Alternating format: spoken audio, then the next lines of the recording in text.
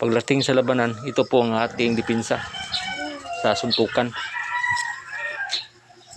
Ang ating block, dito lang po ilagay natin sa ulo para power po ang ating pag-block. Pag ganun, one punch to the nose point and then frontal kick to the groin. Kailangan nasa saktong balance ang ating fighting position para hindi tayo ma-out balance. Pag ganun lang po.